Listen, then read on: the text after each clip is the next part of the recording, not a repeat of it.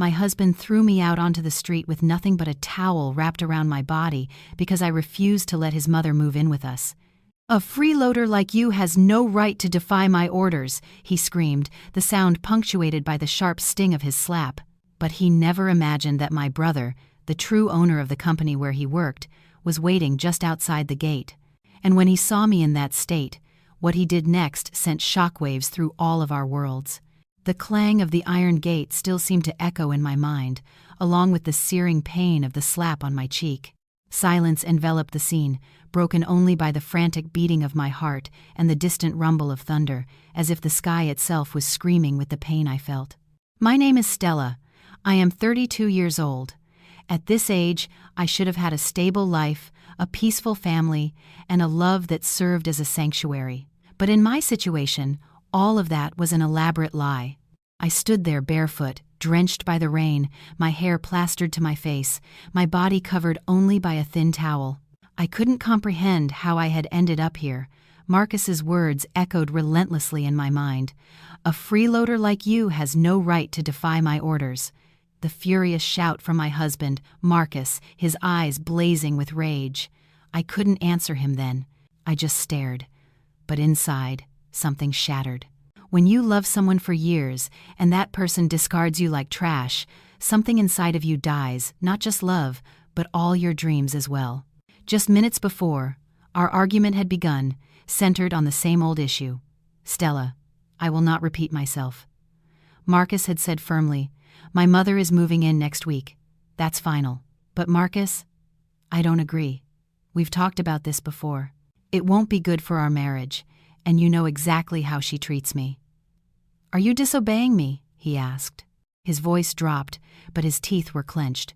"I'm just defending my place in this house, in this life," I replied. A deafening silence followed. And then the storm erupted. Marcus, a successful businessman whose ego had inflated with his success, was not used to hearing the word no, especially not from me, ever since he landed his first major contract. I was Stella, his rock, his ally, the woman who had abandoned her own career as an architect to support him on every project, to build a home, to care for him behind the scenes of his success. But that night, when I refused to obey without question, when he felt a loss of control, it didn't matter that I was his wife. It didn't matter that our staff was watching. He treated me like a rebellious employee. He called me a freeloader, screamed at me, and then, without another word, shoved me out of the house. No clothes, no shoes, no dignity. I felt a chill, like an electric current, run down my spine. The gate slammed shut, and at that very moment, the sky opened up in a torrential downpour. I couldn't move. I didn't know whether to scream, to cry, or to just let myself collapse onto the concrete. My entire body was trembling. My spirit was broken, and my soul felt cold. "Stella!" A voice called from the darkness. I snapped my head around. A black SUV had pulled up beside me.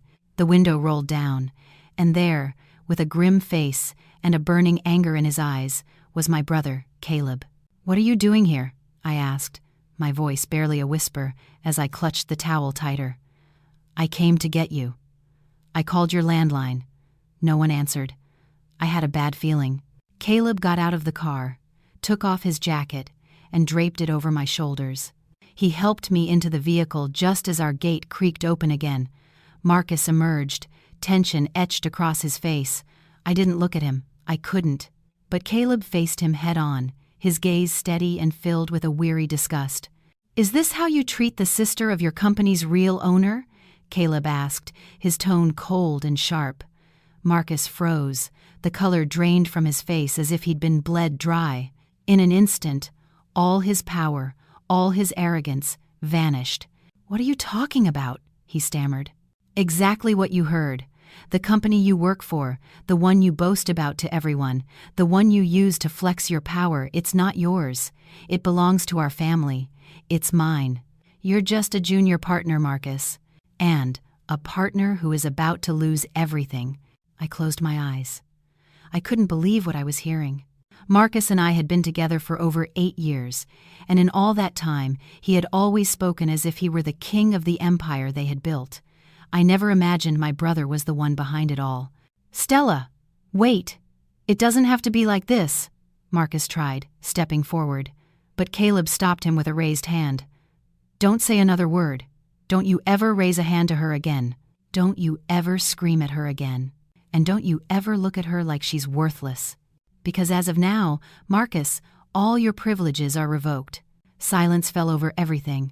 Even the housekeepers, peering from the windows, didn't dare to move. Caleb got back in the car. I sat in the back, still shaking, the wet towel clinging to my skin. But my breathing was slowly starting to calm. For a few minutes, no one spoke. The only sound was the rhythmic swish of the windshield wipers, as if trying to sweep life back to normal after a violent storm. "How long have you known something was wrong?" Caleb finally asked. "For a long time." "I just didn't want to accept it," I answered, staring out the window. I thought if I were more patient, if I understood him more, if I just endured a little longer, things would change. "And why didn't you say anything?" "Because I didn't want to fail. I thought that was the price of love. Because that's what I was taught, that a good wife stays, fights, and takes care of things, even when no one is taking care of her." Caleb swallowed hard. He was never a man of many words, but that night he understood the weight his sister had been carrying for years.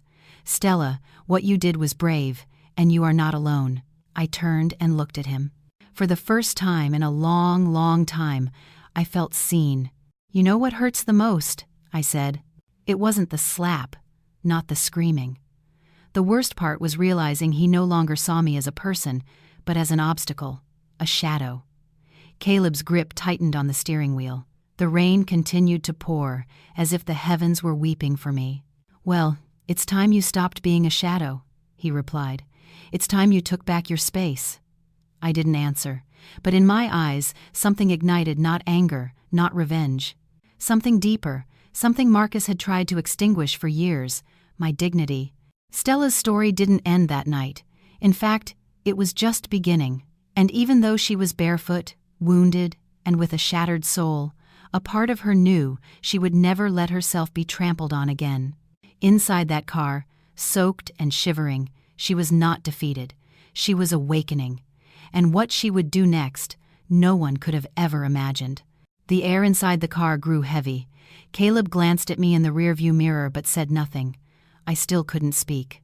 A lump had formed in my throat, and my heart was pounding with a strange mix of rage and shame. My skin was cold, stuck to the towel that was now heavier with rain than with the chill. New York City seemed to be asleep, but in my mind, everything was wide awake. Memories washed over me like waves, one after another, memories I had tried to bury just to keep moving forward. But now they returned with a clarity that stung. When I was 27, I left my job as an architect at a prestigious firm. I was the only woman on an all-male design team. I had won awards, secured major contracts, and was starting to make a name for myself in the industry. But at the height of my success, Marcus came along charming, confident, and full of promises that sounded like they were straight out of a movie. "You're different, Stella. You're the woman I want to be with. Not behind me, not beneath me, but beside me." And I, so tired of fighting for every space, every idea, every victory, believed him. "Darling, I just need you by my side while I build this," he said one night as we started planning our life together. "After this, it's your turn." It was the kind of promise whispered with closed eyes and clasped hands. I didn't hesitate. I submitted my resignation, packed my things, and moved into his house. I never once asked myself if that decision was fair. At the time, it was called love, but the after never came. What came instead was his mother, Eleanor, an elegant woman with a stern face and a soft voice that could humiliate you without ever rising in tone. "You're not good enough for my son," she told me, just weeks after our wedding, "but I accept you because he loves you, for now." From then on, every breakfast with her was a test, every visit an inspection. Eleanor always found a way to show that everything was her territory. She moved furniture without telling me. She corrected the way I folded pillowcases. She critiqued my speech.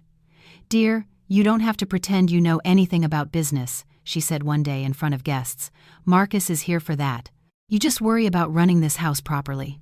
I smiled, but inside, I felt like I was being squeezed dry. The first time I tried to get back to working on my own projects, Marcus wasn't rude. He was worse. He was patronizing. Architecture, honey? Now is not the right time. We're about to land the shipping company contract. I need your full support.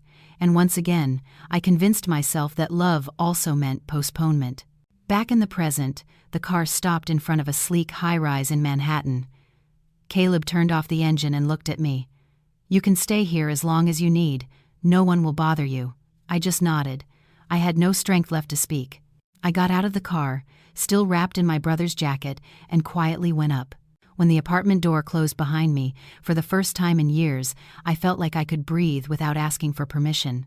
A few moments later, Caleb came in with a clean towel and a pair of pajamas. "The guest room is ready. If you need anything, just let me know. You don't have to pretend to be strong here." I looked at him, my eyes welling with tears that threatened to fall. "Thank you. Don't thank me. Forgive me for taking so long to get here." Then he left me alone. I walked to the bathroom mirror and turned on the light. My reflection was like another slap in the face, unrecognizable. My face was streaked with tear tracks, my eyes were swollen, and my skin was red from the rain. But the most painful thing was seeing that I no longer recognized myself. "When did I disappear?" I whispered. I leaned against the sink, closed my eyes, and let the memories flood back again. I remembered the night I lost the baby. I was 2 weeks pregnant. I had been feeling pain for days, but I didn't want to say anything. Marcus was in the middle of a major merger and had asked me not to bother him with things that were probably nothing. You know yourself, honey, you worry about everything. So I stayed silent until I woke up one morning, bleeding. I went to the hospital alone. I pretended to the doctor that my husband was on a business trip. The next morning, when I got home, Marcus was sleeping soundly. I never told him, he never asked. That was the day something inside me truly died. That afternoon, in Caleb's apartment, I sat on the bed and took a deep breath. I knew I had to start talking, understanding, and remembering everything. I picked up the phone and called the one person I knew would listen without judgment. "Carla," she answered. "My God, Stella, are you okay? I saw a post on social media, said you were in a towel. What happened?" I closed my eyes. Carla was my best friend from college. We had drifted apart after I got married, not because of a fight, but because Marcus always had a reason for us not to meet. "Can you come over? I need to talk to someone who won't see me as a burden." An hour later, Carla arrived with coffee, a blanket, and a hug I didn't know I desperately needed. "What did he do to you?" she asked as we sat in the living room. I didn't answer right away. Then I said simply, "He threw me out on the street in a towel because I wouldn't agree to his mother moving in." Carla swallowed hard. "So that's what was in the video. I saw it, but it was blurry. I thought it was fake." I nodded. It hurt even to confirm that there were witnesses, that someone had filmed it, that my humiliation was now a public spectacle. "What are you going to do now?" "I don't know. Are you going back?" I didn't answer. Carla looked at me more seriously. "Tell me the truth, Stella. Do you still believe you can save this?" I lowered my gaze. I'm ashamed of how much I believed, of how silent I was, of defending something that was no longer worth defending. No, but I don't know how to start without him. I have nothing in my name. My career has been on hold for years. I don't even have any clothes. "You have one thing," Carla said firmly. "You have your name, your story, and now, you have the truth." That night, as I tried to sleep, I opened an old folder on my email. It was from our first few years together. I saw pictures, sweet messages, promises, and signs. Signs I had chosen to ignore. A message from my mother-in-law. "Remember, a smart woman knows her place. Don't create tension between you and Marcus." A reply from me. "I just want to help. I don't understand why you feel like I'm your enemy." And another reply from Eleanor. "It's not about feelings. You are not his equal. You are here because he chose you. Don't you ever forget that." I shut the laptop, my heart pounding. For the first time, what I felt wasn't fear, but anger. Anger not at my mother-in-law or even at Marcus, anger at myself, for everything I let slide, for every time I stayed silent, for every time I swallowed the truth just to protect a lie. I got up, opened the small bag Caleb had brought, took out an old notebook, and began to write. I am not invisible. I just chose to stop looking at myself. What I didn't know was that the next day, upon reopening that folder, I would find something that would change everything I thought I knew about my story. Something that was not meant for my eyes, but could no longer remain hidden. It was 6 a.m. I hadn't slept for a single hour. The sun was just beginning to rise when I opened my laptop again, compelled by some unexplainable force. I had left the folder open, but in the early hours of the morning, I felt an urge to dig deeper. I started sifting through emails, files with generic names like accounts, notes, and drafts. And there I found it, inside a subfolder named Pending. I assumed they were just business documents, perhaps budgets, but what I discovered was different. It was a series of conversations, screenshots between Marcus and someone saved only as M. It didn't take long for me to realize who she was, Maya Santos. Maya was my best friend from high school, the sister I never had, the one who was with me through thick and thin in college, the bridesmaid who sobbed with joy on my wedding day. I opened the first file. The conversation was from 2 years ago. I promise this won't take much longer. I just need her to sign the trust fund renewal, Marcus wrote. And then what? You'll leave her? Because I can't keep pretending, Maya replied. I'll leave her, but I need to make sure she won't mess with the business. If she leaves now, my family's name could get dragged into it. Maya responded with a fire emoji and then a line that made me nauseous. Us against the world, right? The same tone, the same words, the words he used with me. I froze, as if doused with ice water. I didn't cry. Not yet. First came denial. This isn't real. There must be another context. Maybe it's a different M. Maybe it's a joke. Maybe. But I kept reading.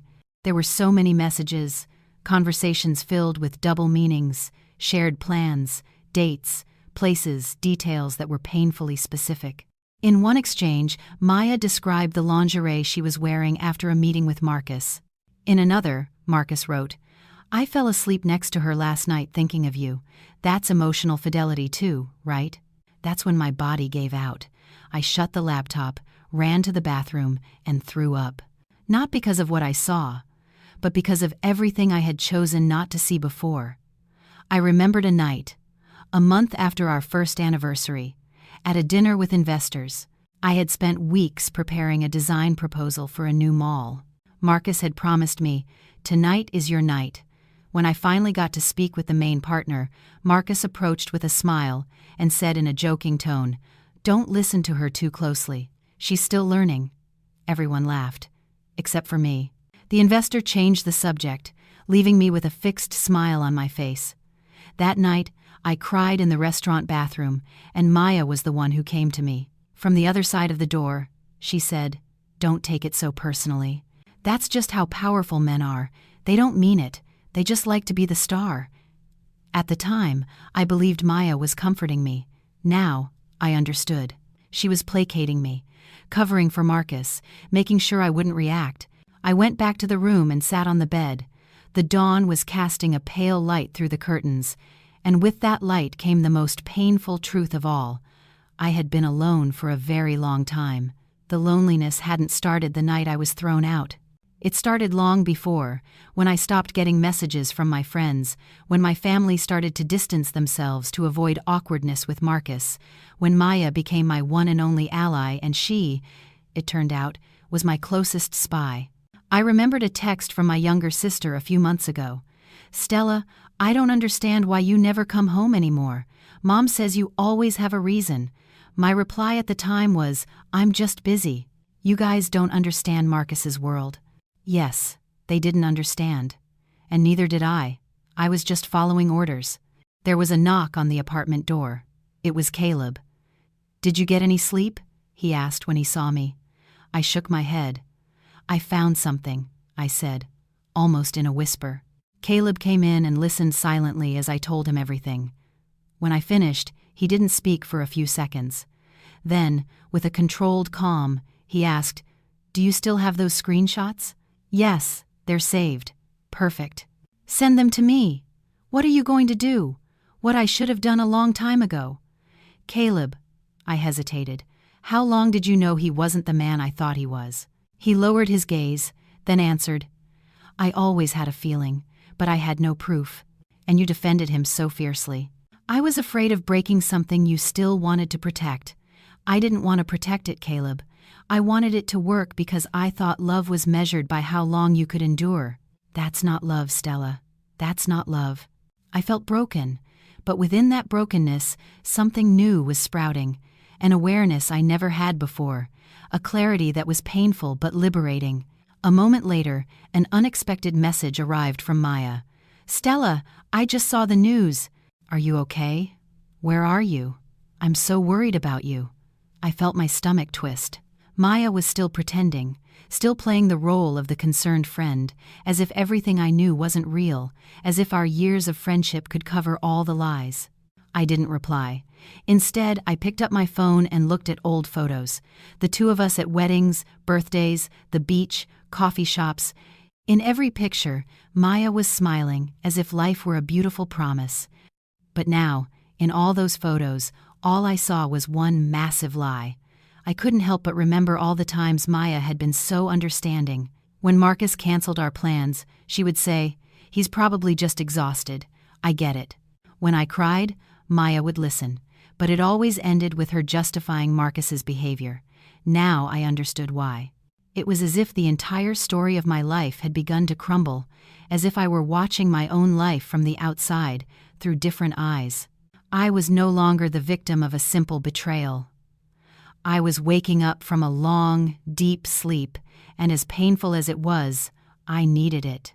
Later that afternoon, Caleb returned with news. Marcus called me. He's furious. He said you're making up stories, that you're having an emotional breakdown. That's exactly what he said? Yes. And that Maya was the one who put ideas in your head, that you're the unstable one. I laughed. A bitter but steady laugh. You know what the worst part is? A year ago, if someone had told me I was overreacting, I would have believed them. But not anymore. Not anymore, Caleb affirmed. I stood up and walked to the window. The city bustled outside, and I, for the first time in a long time, didn't feel small in the face of the world. I don't know how I'm going to get up from all this, I said, but I know I will never fall for the same reason again. Caleb came closer, looking at me with quiet pride. You don't need to have all the answers right now. You just need to stop ignoring the questions. That night, I sat down to write. I didn't know if it was for a book, a legal document, or just to get everything out. But I wrote, Some people don't betray you when they hurt you. They betray you when they pretend to love you. When they stay by your side just to control you. When they smile as they slowly push you off a cliff. I don't know what I'll do with this truth yet, but I know I can no longer stay silent. Because silence is no longer protection, it is complicity. And that complicity is over. Stella stopped writing. She closed the notebook with trembling hands. In her chest, a new kind of pain throbbed sharper, clearer. The fog that once clouded her mind was now a map. Painful, yes, but it provided clarity. The room remained dark. It was 2 a.m. Outside, the city lights still twinkled against the tall buildings, like distant witnesses to her sleeplessness. She felt the need to move, to change the air. She went down to the living room, turned on a small lamp, and picked up an old tablet Caleb had brought with her other things. It was inside a gray backpack, next to a book she'd never finished, and a scarf her mother had given her long ago. She held the scarf without unfolding it, as if by touching it, she could hold onto a piece of herself. She turned on the tablet. It took a long time to load. The wallpaper was still a picture of her and Marcus on a beach, smiling, happy, as if a lie could be frozen in an image. The tablet was synced to an old email account. Stella couldn't remember the password, but when she tapped the icon, it opened automatically. She started browsing with no specific goal. She went into old folders, promos, bank statements, events, and then a folder named Personal. She opened it, and amidst the junk mail, she saw an archived conversation under the subject M. She opened it. The first message was dated March, 7 years ago, a year before their wedding. Her heart pounded. Maya. Maya was writing in the same sweet tone she used on the phone, as if the written words were the other side of her voice. but what they said contained no sweetness. "Marcus," Maya wrote, "just be patient. Once she's broken, we can be together without any guilt." "I will," Marcus replied, "but she needs to sign the trust fund papers first." "I've already convinced Mom. Once that's secure, we can begin." Stella felt a weight on her chest. She couldn't breathe. She had to put the tablet down for a moment and cover her face. This was no longer simple pain. It was a toxic mix of rage, disbelief, and disgust. She looked again. "Maya, are you sure she doesn't suspect anything? She seems so devoted," Marcus wrote. "That's why. Because she's devoted. She'll never see it coming." That was the exact moment the world she knew ceased to exist. This was not about physical cheating. It was deeper. She had been used. While she was planning their wedding, they were planning her downfall. While she was building a home, they were constructing a massive lie. Stella stood up and paced the living room aimlessly. She needed air, but the windows were sealed. She needed to scream, but her throat wouldn't respond. So, in an instant, she called Carla. "Stella," she answered, obviously sleepy. "Are you okay? Can you come over, right now? What happened? Don't ask questions, just come, please." Half an hour later, Carla arrived, her hair in a ponytail, wearing a coat over her pajamas. When she saw her, Stella said nothing. She just handed her the tablet. Carla read in silence, undisturbed. Then she looked at me. "Before your wedding?" Stella nodded. They already knew what they were doing. It was all planned. Carla came over and hugged her tightly. "Stella, this isn't just betrayal. This is a strategy, a calculated use of you." Stella rested her head on her shoulder. "They didn't just cheat on me, Carla.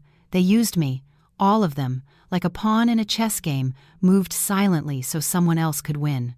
She was quiet for a few seconds. "And I let them," she added bitterly. Carla took a deep breath and looked her in the eyes. "No, Stella, you trusted. They abused that. Don't mistake loving for being naive. What do I do now? What does one do with this many lies?" "You expose them," she answered without hesitation. "You name them. And then you dismantle them." They talked more that night. Carla slept on the sofa, just like they used to in college.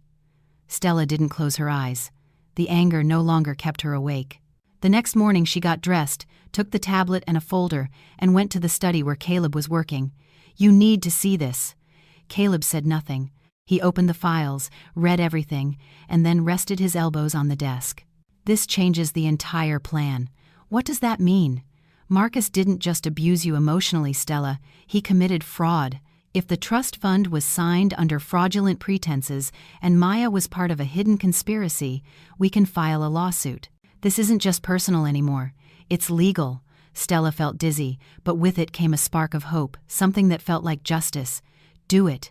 Do everything you have to. But I'm not looking for revenge. I want the truth." Caleb nodded. "Then prepare yourself.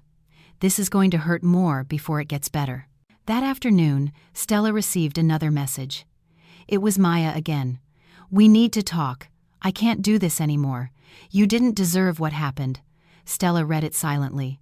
She didn't reply, but something shifted inside her. She had to see her. Not to understand, not to forgive, but to end it. An hour later, they were face to face in a quiet coffee shop. Maya was nervous, wearing dark sunglasses as if they could hide her shame. Stella arrived on time, her face calm but not cold. She was there for herself, not for Maya. "Thanks for coming," Maya said, removing her glasses. "I didn't know if you would." "I knew. I had to see you." Maya looked down. "Stella, there's no way to justify what I did. I hate myself for letting it happen, for making it worse. But it all spun out of control." "How long," Stella cut in, "before your engagement?" "At first, I thought he was just a game. He knows how to manipulate people." Stella looked at her intently. "He didn't do it alone. You were there, hugging me while you were betraying me, giving me advice while knowing you were in his bed. You pretended, and worst of all, you pretended to love me." Maya hung her head, a broken woman before her, but that was no longer enough for Stella. "Why?" Stella asked. Maya took a deep breath. "Because I always felt like you had something I didn't. A light, a talent, people who followed you." Marcus made me feel special. For the first time, someone chose me over you. The words were like daggers. Stella didn't reply. She just stood up and grabbed her bag. Thank you for the truth. I have nothing else to say to you. Maya tried to stop her. Stella, please. Is there anything I can do? Yes, she said without turning around. Disappear from my life. That night, back at the apartment, Stella didn't cry, she didn't scream, she broke nothing. She just sat in the living room, turned on the light, and wrote a new line in her notebook. Forgiveness isn't about forgetting, it's about letting go. And finally, I am letting go. But as she was writing, her phone buzzed, an unknown number. If you think you know everything, you're mistaken. There's something more important you don't know. Ask about the Viridian Point land contract. You'll be surprised. Stella stared at the screen.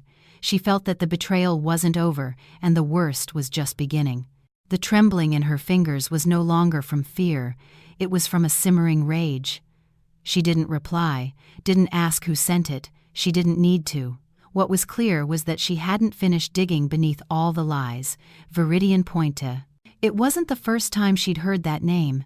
She remembered Marcus mentioning it in private conversations as an exclusive project. He always said the investment was too complicated to explain to her, a bet on the future, and that she didn't need to worry about the details.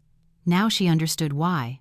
She spent the entire night awake, driven not by grief, but by a determination that was hardening her resolve. She scoured her laptop, old emails, forgotten folders, receipts. At 3 a.m., she found a scanned PDF document. It wasn't a contract. It was an authorization bearing her signature, a signature she had no memory of making. A transfer of rights to a plot of land at Viridian Point. 6 months after their wedding, she felt her stomach clench as if she'd been punched. Morning found her sleepless. At the first light of dawn, she went to Caleb. I need to know everything about Viridian Point. Caleb, who had learned not to underestimate his sister's newfound courage, looked at her intently. It's a property Marcus registered 5 years ago. He always said it was part of a private fund. Why? Stella handed him the document. That's my signature, but I never signed that. Do you know what this means? Caleb read it carefully, his brow furrowing. This isn't just a transfer of rights. This is you waiving any share in the development's future profits. He literally erased you from the map. Stella sank into a chair. Is there anything we can do? Yes, if we can prove the signature is forged or was obtained through deceit. But I'll need time, and you'll need courage, Stella. What comes next isn't an emotional battle. It's a legal and dirty war. She nodded. The wound wasn't as raw anymore. Now it burned with purpose. The following days passed in quiet solitude. She cried when her body demanded it. She threw up one morning, remembering their wedding day, the way Marcus had smiled at her as if he truly loved her, the sound of the applause, the proud look from Maya in the front row. Everything so pristine on the surface, so rotten within. But afterward, she got up. She organized every document, every message, every piece of evidence. She created a digital and a physical folder, labeling them with dates, making notes, highlighting key lines. Everything that once made her cower now brought her order. The pain became a method. The fall provided clarity. One afternoon, while organizing the folders, Caleb entered the study with something in his hand. He silently handed it to her. A financial report. What is this? Marcus's hidden bank accounts. The ones he never declared. The ones he used to buy expensive watches, to travel with Maya, to fund personal expenses you never knew about. Stella looked at the document. She saw her name on some of the transfers as a co-owner. She felt a lump in her throat. He used my name to move money. Yes, but that's what will give us the advantage. If you file a complaint now, you can demand a full audit and freeze his assets. She looked at Caleb, a mix of pain and anger in her eyes. Did you know all of this? Caleb shook his head. I knew he was crooked, but I never imagined it was this bad. I thought I had him under control from the company side, but he was smarter than I thought. And you? You were his perfect shield. Stella fell silent. Then she said something she had been holding back for a long time. You know what hurts the most? I loved him completely, without reservation.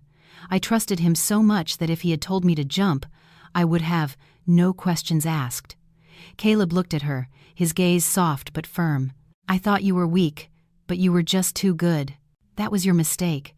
Now I understand why Mom always said you were the stronger of us two. Stella lowered her gaze. I never felt strong. Because you mistook patience for weakness. But patience is endurance, and you endured more than most people ever could. Now is not the time to break. It's time to use all of that. That day, Stella reopened her old portfolio of architectural projects.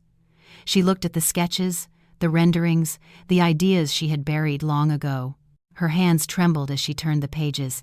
It was like looking at a forgotten version of herself, a version she had interred just to support a man who never once supported her. She took one of the designs, a sustainable community center, a project she had dreamed of since college. She dusted it off, digitized it, and updated it. The next day, she requested a meeting with an old contact still working at the architectural firm where she started. "Stella!" the woman exclaimed upon seeing her. "I can't believe it. We thought you'd left the country." "I almost did, but I'm back, and I want to come back with this." She presented the design. The woman studied it carefully. "This is strong. Original. We need this. Do you have any idea how this would fit into the city's new urban regeneration plan? That's why I'm here." 2 weeks later, she had an interview with the project committee. She started receiving emails, calls, proposals. Some were small offers, others were significant. Stella still didn't fully trust the world, but she was beginning to trust herself. One afternoon, coming out of a meeting, she received a call from an unknown number. She hesitated but answered. "Stella Martinez." "Yes, this is Isabel Contreras. I work at the notary's office where the documents for the Viridian Point property were signed. We reviewed the paperwork following a judicial request and found inconsistencies with the signature. It doesn't match your official records. You need to come in as soon as possible." Stella froze. "What does that mean?" "It means there's a possibility your signature was forged. Can it be proven?" "Yes, but we need your authorization to proceed with the investigation. It's up to you. Where and when?" She hung up, her breathing heavy but her voice steady. She went straight to Caleb's study. "It's over. The signature isn't mine." Caleb hugged her for the first time since everything began. "Then we have them." She didn't answer. She just finally felt the ground beneath her feet becoming solid again. But that night, while checking her emails, she saw an automatic notification. Marcus had tried to access a joint bank account they hadn't closed yet. And he wasn't alone. There was also an access attempt from an IP address registered to Maya's office. Stella closed the computer. The enemy was still moving and wouldn't go down without a fight. She was silent for a few seconds, then calmly stood up, a cold, automatic motion, like someone who no longer fears the fire because she has learned to walk on hot coals. For months, she had been reassembling the shattered pieces of herself. She was no longer the woman thrown out of her house, wrapped only in a towel, barefoot and paralyzed by fear. She was different now, a version that no longer needed permission to exist, a woman armed with the truth. The invitation arrived 3 days later. A gala evening for the Eleanor Vance Foundation. Her mother-in-law, a woman as devoted to public charity as she was numb to private suffering, was the host. The theme, strengthening homes. Stella smiled at the irony. The envelope was gold, the calligraphy elegant. Her full name was written in black ink. She knew without a doubt that it was a provocation. Eleanor never sent an invitation without a reason. It was a warning disguised as respect, just like everything she always did. Stella went to her closet. She chose a striking crimson gown, not new, but one she had kept hidden for years. She had bought it in Paris on an anniversary. Marcus had asked her not to wear it in public. "Too attention-grabbing," he had said. That night, it would indeed be attention-grabbing. She arrived alone, unannounced. The camera flashes turned to her in unison as she stepped out of the car. The entire entrance fell silent as she walked the red carpet. "Isn't that her?" someone whispered. Yes, the wife of the junior partner, the one who was thrown out naked. But look at her now. She seems different. And she was different. Caleb was already inside. Carla was there too, dressed simply, hidden at a table in the back. Everything was set. The media was present. The foundation's partners, lawyers, and the microphones were live. Eleanor saw her from the stage and immediately froze. She whispered something to an assistant, but it was too late. Stella was already walking toward the front. The music softened. The murmurs stopped. Stella ascended the stage. The event coordinator approached her, utterly confused. "Ma'am, this isn't in the program." "I know. But neither is the truth. And it's time for it to be heard." Stella took the microphone. The entire hall held its breath. "Good evening. I know many of you didn't expect to see me here, and perhaps many would prefer not to listen. But tonight, more than a celebration, we are going to speak some truths." The tension in the room was a living thing. Stella found her brother in the crowd. Caleb gave a single, firm nod. "For years I was part of this family from a place no one acknowledges." Silence. The silence at family dinners where I was ignored. The silence in business dealings where my name was used without my consent. The silence of a marriage where only one person made the decisions. And the silence of a web of betrayals masquerading as love. A murmur spread through the room. Marcus stood up from his seat, clearly uncomfortable. At a nearby table, Maya lowered her gaze. "I hold here documents proving the forgery of my signature on a multi-million-dollar contract, recordings that show my identity being used to transfer funds, and clear evidence of an extramarital affair maintained for years between my husband and the person seated to my right, my supposed best friend." A technician connected her laptop to the projector. Images began to appear on the large screen behind her. Message screenshots, the forged and real signatures side by side, bank statements.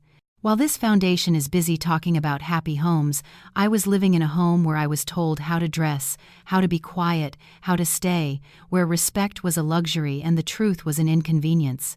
Eleanor stood up, trembling. "That's enough," she shouted. "This is not the proper occasion. You are ruining a noble cause." Stella looked her straight in the eye. "The only noble cause here tonight is justice. You knew everything. You supervised the accounts. You signed as a witness on a fraudulent contract. Would you like me to continue? Because I can project your signature next." The entire hall went rigid. Marcus strode angrily down the aisle. "Stella, this is insane. Get down from there right now." But as he tried to climb the stage, Caleb blocked his path. "You don't have the right to even speak to her." The silence became absolute. The cameras turned. The crowd was stunned. Marcus looked at him with hatred. "You won't destroy me with her words." Caleb was unmoved. "No, the evidence and the lawyers waiting outside will destroy you." Stella set down the microphone. What followed was automatic. Police officers entered the hall. No one resisted. There was only shock. Maya was quietly escorted out by 2 officers. Marcus was shouting, demanding an explanation. Eleanor fainted into the arms of an aide. And Stella, in the middle of the chaos, descended from the stage. She didn't run. She didn't cry. She just breathed. Carla met her at the bottom of the stairs. "You did it," she whispered. "Not yet. I'm just getting started." The media swarmed her questions, lights, shouts. But Stella said only one line before walking out the main doors. Truth doesn't always shout. Sometimes it just waits for the right moment to shatter everything. Outside, the air felt different, cleaner, realer. And as she got into the car, she knew that she hadn't just exposed her betrayers that night. She had freed herself from them forever. But when she arrived home, she found an unmarked envelope at her door. Inside was a photograph. A younger version of herself leaving a building. On the back, a man and a handwritten message. "You don't know the whole story either. The worst is yet to come." Stella stood frozen in front of her door, holding the photograph in one hand and the empty envelope in the other. The picture was clear, taken from a distance. She was there, around 24 years old, walking out of an office building. Behind her, a man was slightly out of focus. She didn't recognize him at first, but there was something familiar in his posture, the set of his head. She entered the apartment silently, leaving the door slightly ajar, as if a part of her was not yet ready to fully commit to being inside. In the following days, the envelope haunted her. She had won. Marcus was facing charges of fraud and forgery. Maya had vanished from public life after the scandal. Eleanor had quietly resigned from the foundation. The media called her the woman who broke the cycle, the wife who toppled an empire, the architect of a collapse. But Stella wasn't celebrating. Not yet. The envelope hinted at something deeper, at missing pieces on the board, at secrets buried so deep she was no longer willing to ignore any of them. Caleb investigated. The building in the photograph belonged to a real estate company Marcus had managed before they were even married, a small project whose documents were nearly impossible to find. But when they gained access to the notary archives from that year, the truth emerged like a dark shadow over everything that had happened. Stella had been made the guarantor on a multi-million-dollar loan she had never known. Her signature was there, another forgery. That loan had been paid off using money siphoned from Caleb's company. It had all started before the wedding. Marcus had never loved her, not in any way she understood. He had chosen her for his own gain, because she had a clean name, a wealthy family, a well-connected brother. Because she was obedient, trusting, loyal. Because he knew he could use her without her ever suspecting. Stella stared at the documents in silence. She didn't cry, she didn't scream. The pain no longer lingered in her body. It left with her breath, as if she no longer needed it. "What are you going to do with this?" Caleb asked. "Nothing. I don't need this to destroy him anymore. He already destroyed himself. But if we show this, it's not about taking him down. It's about my own ascent, complete, with my head held high in the truth." And that's what she did. 3 months passed. Stella moved. With the help of her lawyers, she sold what was left of her old home. She used a portion of the money to open her own architectural firm. The rest, she invested in a support network for women who were victims of psychological abuse in relationships. She didn't call it a foundation. She called it a network, because that's what she wanted to build. Connections, support, solidarity. The first time she gave a public talk, she felt a nervous flutter in her stomach. But when she stepped onto the stage, she saw the faces in the audience, women of all ages, some with anger in their eyes, others with sadness, many just quiet, and she spoke. "I thought love could justify anything," she said at the end. "But there is no love where there is no respect. They tried to extinguish my light over and over, but I kept relighting it. Because that's what we women do when we remember who we are." There was applause, tears, hugs. And for the first time in a long time, Stella felt her voice was coming not from a place of wounds, but of strength. One October day, while reviewing plans in her studio, she received a call. Stella Martinez. "Yes, I'm calling from the International Commission on Urban Development. Your community center project has been selected. We would like to invite you to develop it with our team in Lisbon." She hadn't expected it, but she didn't hesitate. She packed quietly. Just a few things, some clothes, books, her drawing notebooks, a letter from her mother, and a small box with her name on it. When she opened it, she found something that made her pause. The towel, the very same one she was wearing when she was thrown out.